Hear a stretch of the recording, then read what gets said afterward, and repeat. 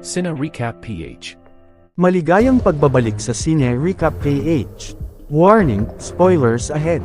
Ang pelikulang itatampok natin ngayon ay patungkol sa batang babae na iniligtas ng isang asasin. Sa paglipas ng panahon lumaki siyang isa na sa pinakamahusay na asasin sa buong mundo. Ang pelikulang ito ay ang American action thriller film na ipinalabas 2021 na pinamagatang The Protege. Bago tayo magpatuloy, paki-like ang video at mag-subscribe na din sa channel na ito. Maraming salamat. Taong 1991, ang international assassin na si Moody Dutton inabutan ang isang gang massacre sa Nha Trang, Vietnam, ngunit may nadiskubre siyang batang babae na hinihinalang may gawa sa pagpatay at isinama ito sa pag-alis sa lugar. 30 taon nang lumipas, pinalaki ni Moody si Anna bilang kanyang tagasunod at itinuring ng anak. Isa na din ito ngayon sa pinakamahusay na assassin na may kakayahang pumatay kahit pa sa pinakagwardyadong mga kontrata kasama si Moody sa kanilang mga operasyon, bilang pangunahi nilang pinagkakitang dalawa. Pagbalik sa London, tahimik na namumuhay si Anna mag-isa bilang isang normal na mamamayan, habang nagpapatakbo ng isang rare bookshop pambalat kayo sa kanilang totoong ginagawa. Isang umaga bumisita siya sa tinitirhang mansyon ni Moody para sipresahin ito sa kanyang 70 kaarawan. Binigyan niya ito ng regalo na gitara na matagal nang hinahanap ni Moody dahil ilang piraso lang ang ginawa na ganong modelong instrumento, ngunit dahil na rin sa katandaan mayroon na itong naramdaman na hindi na siya magtatagal. Isinama siya ni Moody sa kanyang sikretong hideout na ngayon niya lang makikita, at ibinigay kay Anna ang pagmamay-ari ng bookshop dahil nakikita niyang hilig niya ito. Pero may hiniling si Moody kay Anna na hanapan ng nagngangalang Lucas Hayes mula sa kanyang nakaraan. Gusto niya ring bumalik sa Vietnam at isinama si Anna pero tumanggi ito dahil ayaw na niyang balikan ang bangungot ng nakaraan. Matapos ang hiling ni Moody, kinabukasan din nagpunta si Anna sa kanyang kontak na nasa nakatayong laundry service na si Benny, upang magsagawa ng pag-iimbestiga sa tao na hinahanap kung saan ito ang madalas nagbibigay sa kanya ng mga impormasyon sa mga kontrata. Kalaunan sa bookshop, isang misteryosong lalaki ang dumating na nagngangalang Michael ang naghahanap ng pambihirang libro para sa kanyang asawa, ngunit ang hinahanap nito ay nag-iisa lang sa mundo na pagmamay-ari na ngayon ng pribadong milyonaryo. Inalok na lang ito ni Anna ng ibang libro pero mayroong kamahalan, pinayuhan niya ang lalaki na magregalo na lang ng bracelet ngunit tila mayroon talagang ibang pakay ang lalaki kay Anna. Nag-iwan ito ng numero na tawagan siya pero sa una palang tumanggi na si Anna kung saan bago umalis ang lalaking may binanggit ito na nakasulat sa librong hinahanap. Hindi nagtagal nakakuha na siya ng impormasyon sa contact sa taong pinapahanap na nakalagay sa isang flash drive. Pagbalik sa shop nakita ulit ni Anna ang numero pero wala talaga itong balak tawagan. Bumisita siya sa bahay ni Moody para dalhin ang pasalubong niyang isang plaka. Ngunit pagdating niya doon naabutan na lang ni Anna na patay na ang katulong ni Moody at sira-sira na ang mga gamit sa bahay.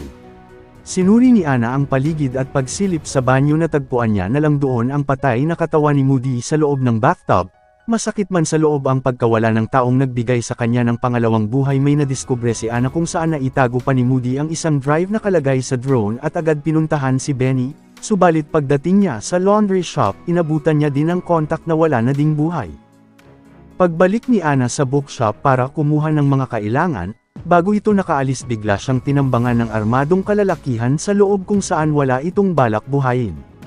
Pagpasok ng mga killer inakala nilang patay na si Anna, lumabas ang isa para mag-report pero napatay ang kasamahan niya at nagmadaling tumakas, nakaabang na pala si Anna sa sasakyan at umalis bago pa dumating ang pulisya. Matapos nito nagpunta siya sa isang cafe upang alamin ang nilalaman ng flash drive. Nakalagay roon ang impormasyon ng batang Lucas Hayes kung saan ang kanyang ama na si Edward Hayes ay ang dating kontrata ni Moody sa Nha Trang, Vietnam noong panahong natagpuan siya roon.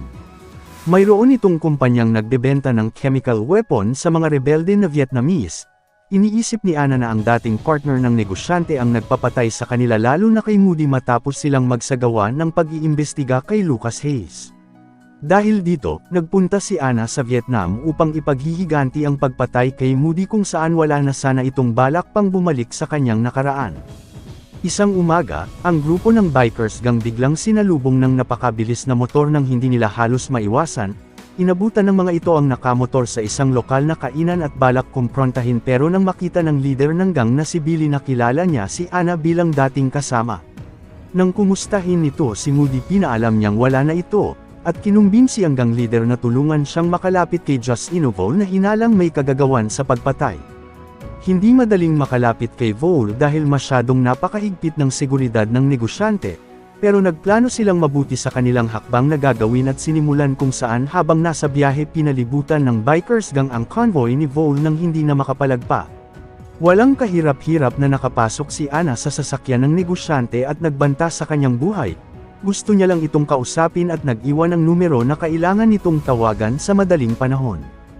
Pagbalik sa tinutuluyan tumawag kay Anna si Vole at pinapapunta siya sa kanyang opisina sa loob ng 1 oras. Mabilis na nagtungo roon si Anna kung saan mahigpit na sinuri ito ng mga tauhan ng negosyante para sa seguridad ng kanilang boss. Pagdating doon kasama ng negosyante ang kanyang abogado na si Monsieur Duque, walang paligoy-ligoy agarang inalam ni Anna ang pakay tungkol sa pagkamatay ng dating kasosyo nito. Itinatanggi ni Vole na mayroon siyang kinalaman dahil aksidente lang ang pagkamatay kay Edward, pero alam ni Anna ang kontrata kay Moody para patayin ang kanyang dating kasosyo. Gusto na lang nitong malaman ang tungkol sa anak dahil mula sa pag-iimbestiga tungkol sa kanya 3 ang napatay. Hindi konektado si Vole kay Lucas pero ang totoo ang kanyang abogado ay ang totoong may kagagawan na nagtatrabaho sa isang tao upang wakasan ang sino mang gustong malaman ang tungkol kay Lucas Hayes. Pero napaghandaan na ni Anna ang magiging sitwasyon, agad siyang tumakas sa pagdaan sa kisame ngunit pinaulanan siya roon ng bala. Sa pag-aakala nilang wala na siya lumabas ito at banihag si Duque pero pinili niyang tumakas. Nagawa sana itong makalabas ng gusali subalit nabunggo siya ng sasakyan dahilan nang nadakip si Anna ng grupo. Tinorture si Anna upang malaman ang dahilan kung bakit hinahanap ni Moody ang anak ni Edward Hayes. Pinahirapan siya ng husto ng mga ito pero masyado siyang nagmamatigas at hindi talaga nagsalita. Sa kanyang pagkakahuli dumating si Michael na lumalabas kasamahan ni Duque ngunit magkakompetensya ang dalawa na parehong nagtatrabaho sa iisang boss. Wala siyang kinalaman sa pagpatay kay Moody at pagtatangka sa kanilang buhay, naroon lang ito upang kumbansihin si Anna na itigil na ang paghahanap kay Lucas Hayes. Nang wala pa ding malaman si Duque, sa kalagitnaan ng gabi sinubukan ulit ng mga tauhan nilang pahirapan si Anna para magsalita, pero nagawa nitong makalaban at napatay ang lahat gamit ang natitirang lakas niya at agad tumakas. Kinabukasan, inabutan na lang ni Michael na patay na ang lahat habang pinasubaybayan ni Duque ang posible niyang daanan palabas ng Vietnam. Sa ngayon nagtatago si Anna sa hideout ni Billy, na kinukumbinsi siyang ilalabas ng Vietnam para sa kanyang kaligtasan, pero hindi kayang talikuran ni Anna ang taong nagligtas sa kanya na makatakas sa Vietnam para mabigyan ng panibagong buhay. Hindi umalis si Anna sa halip pinuntahan niya ang huling nalaman na nakuhang lokasyon ni Lucas. Sa pag-iimbestiga natagpuan niya rin ito doon na itinago sa ibang pangalan ngunit hindi ito nakakapagsalita o nakakarinig, nalaman niyang mayroong mayaman na nagbabayad para manatili roon si Lucas. Maya-maya pa nakatanggap ng tawag si Anna mula kay Michael na nalaman kung nasaan siya, inanyayahan niya ito na magkita silang dalawa. Sa isang restaurant nagkaharap ulit ang dalawa para mag-usap dahil maraming gustong malaman si Anna sa pumatay sa kanyang kaibigan mula sa natapos na kontrata noon. Pinapatigil pa din ito ni Michael sa pag-iimbestiga at binalaan sa posibleng mangyari sa gagawin niya. Matapos maghiwalay ng dalawa may sumusunod kay Michael na mga ipinadalang tao ni Duque upang iligpit ito. Pero bago nila ito nagawa nakaramdam siya sa tangka sa kanyang buhay at napatay ang lahat ng mga killer na ipinadala. Nagawa din nitong matakasan ang kanang kamay ng karibal. Sa hotel kung nasaan si Duque, nagpakita si Anna at gumanti ng pag-torture sa kanya. Pagdating ni Michael inabutan niya na lang ang patay na katawan ng karibal at nakatanggap ng tawag mula kay Anna na alam na nito ang lahat na dapat niyang malaman na boss niya ang nag-utos sa pagpatay kay Moody. Dumating doon si Anna upang tapusin din si Michael para ipaghiganti ang ama na nagpalaki sa kanya. Matinding naglaban ang dalawa ngunit lumamang ang kagustuhan nila sa isa't isa pero hindi pa rin nawawala sa isip ni Anna ang paghihiganti sa susunod na pagkakataon. Naunang umalis si Anna ngunit paglabas nito binaril siya ng tauhan ni Duque. Matindi itong napuruhan pero may nagligtas sa kanya kung saan dumating si Moody na buhay pa pala matapos pineki ang pagpatay sa kanya noon. Nalaman nilang ang boss ni Michael ay si Edward Hayes na may pakana ng lahat at nagpaplano ng gaganapin na charity event sa kanyang mahigpit na binabantayang mansyon. Nakita nilang meron itong tagwan na pag nakapasok siya sa loob hindi na nila ito magagalaw pa. Matinding naghanda ang mga tauhan ni Edward Hayes para sa proteksyon nito sa buong paligid ng mansyon at binabantayang mabuti ang bawat galaw ng lahat. Pagdating ng mga bisita para sa gaganaping event, inakala nilang tahimik lang na matatapos, pero naroon pala si Anna na nakabalat kayo bilang isang waitress.